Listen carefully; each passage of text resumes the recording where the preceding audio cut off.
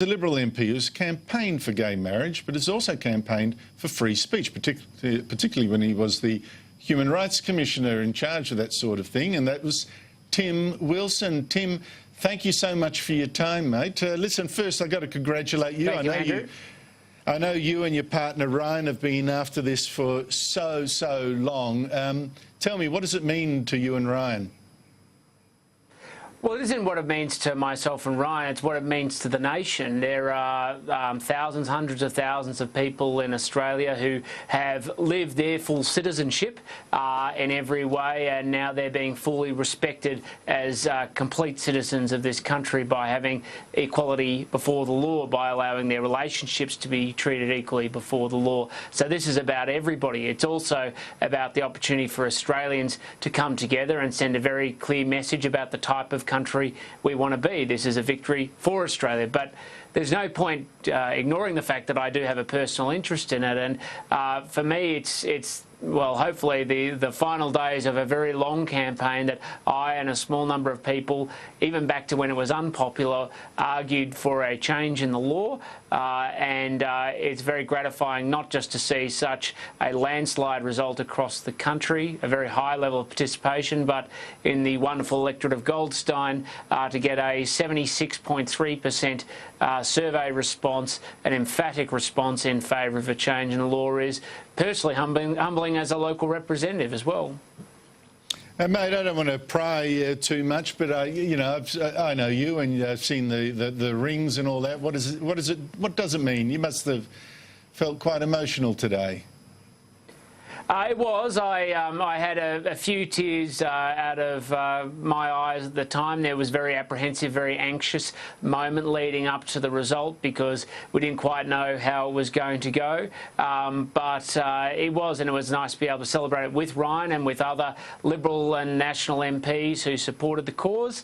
And as I said, to not just to get great results in my electorate, but to get great results in Liberal electorates all across the country. In fact, Liberal electorates were some of the strongest across the nation, which I think puts to bed this idea that this was something that Liberals didn't support. They resolutely did, because they believed in commitment, responsibility, and people being treated equally before the law. Now, Tim, you were against a public vote. Do you still see no good in it, even now, when you see 7 million Australians so emphatically saying yes, and even your own electorate? Because I know you were under some pressure from Liberal power brokers when you were going for pre-selection about the fact that you were a gay marriage supporters. I mean, do you not look back and say, you know, let it all wash over you, these 7 million votes?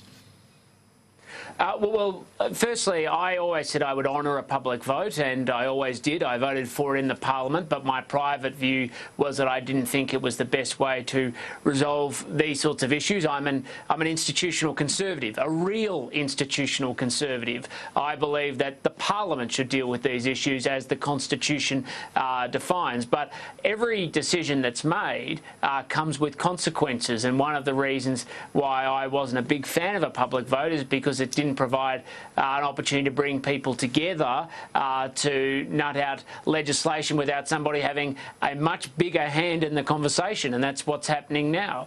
But, you know, I'm very happy with the result. I'm not going to try and pretend otherwise. I never doubted that the Australian people would rise to it, but I also am concerned about the precedent it's set, where, you know, next time a future government wants to introduce a republic, they'll just have the mechanism now to poll the community as many times as they want until they get the answer they need to then go and put a referendum to the public. And the same is true of lots of other issues if future governments want to. So there are consequences from this public vote, as well as the fact that it's cost a lot of money and there's been a lot of emotional heartache on the people as affected.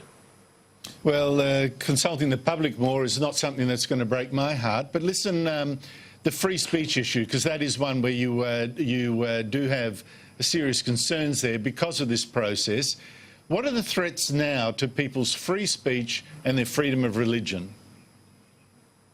Well, I think they've frankly been overstated. There's a problem with Section 17 of the Tasmanian Anti-Discrimination Act, which makes it unlawful. It's 18C on steroids. It makes it unlawful to offend, insult, humiliate, intimidate and denigrate people on the basis of race, colour, sexual orientation, everything else. That law has been used against Archbishop Julian Porteous in the Tasmanian Catholic Archbishop because he produced a pamphlet. That law should be changed because just to focus on that one case doesn't highlight the much bigger problems with the law and the enormous number of issues that can emerge. But that was a problem before this vote, and it's going to be a problem after this vote until the Tasmanian Parliament wakes up to itself and changes this bad law, like the federal Parliament should wake up to itself and change 18C.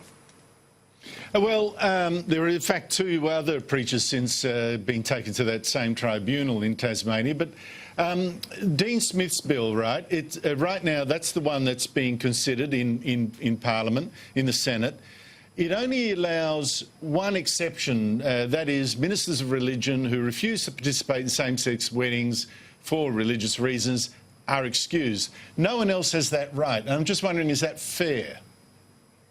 Well, actually, that's not actually accurate, Andrew. It includes ministers of religion and protects them, and everybody accepts that. One of the key accommodations and compromises as part of the drafting of this legislation was to include existing civil celebrants and create a new group of people called religious celebrants, religious civil celebrants, who aren't ministers of a religion, but allow them to say if they only want to marry heterosexual couples, then they can nominate that, and that's their choice. There's also protections for religious buildings to make sure that for organisations and facilities set up for the purpose, a religious purpose, are also free to decide how they can be used for marriages, period. So there's actually more than is being let on to the public, frankly. Well, there actually seems to be perhaps even more. I don't know whether I'm going over the same ground that you're just talking about, but there seems to be a deal between the Attorney-General, George Brandis, and Conservative MPs to go further than Dean Smith's bill. Brandis was today saying he will push for two more protections. First, to allow, which might be what you're referring to, marriage celebrants to also consciously object to marrying a gay couple. And secondly, to ensure that people of faith, and this is important because it's non-celebrants and non-clerics, to ensure that any people of faith aren't punished for promoting traditional marriage. Is that going to go through the Parliament? Does that have your support? Well, I don't know if it's any deal, and that wasn't what I was talking about. Those provisions already, the ones I was talking about, are actually already in the legislation put forward by Dean Smith. These will be additional protections in addition to the ones that Dean Smith has put forward. And the answer is, when I see the detail, I'm happy to critique it and assess it it's appropriately. But until I've seen the detail, it's very hard to commit to anything. I mean, you know my very hardline views on free speech, but the way we protect free speech is actually for it to be legal to people to say things and not to make it unlawful. It's a different thing when we start to create specific provisions to protect some people's speech and not others. This is where some people have been grossly hypocritical, Andrew.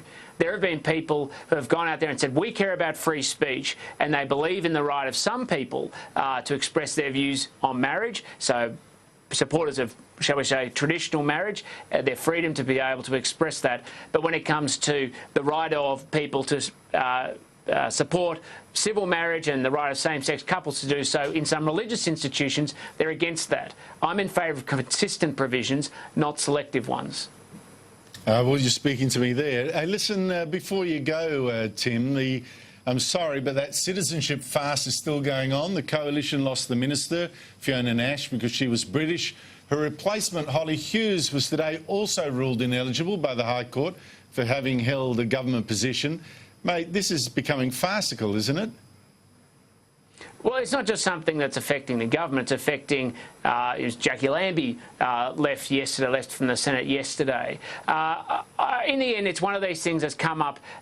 Nobody saw this. It's not something that anybody's in control of, and we're getting to the bottom of it. It's immensely frustrating, Andrew. I think it's immensely frustrating for the government. It's immensely frustrating for the Parliament, because as a strong institutional Conservative, I want people to have confidence in the Parliament and that it's there to serve the Australian people. people. But in the meantime, what we've proven today, and we're going to prove over the next few weeks, is that we can still get things done. These positions are being filled, by-elections are being held, and I'm very optimistic that we can go into 2018, not just with a clean slate, but the opportunity, frankly, to talk about the issues that Australians want, or deal with the issues that Australians want us to deal with, particularly around the economy. I can assure you that's where my focus is going to be. Tim Wilson, thanks for joining me on this big day. Thanks, Andrew.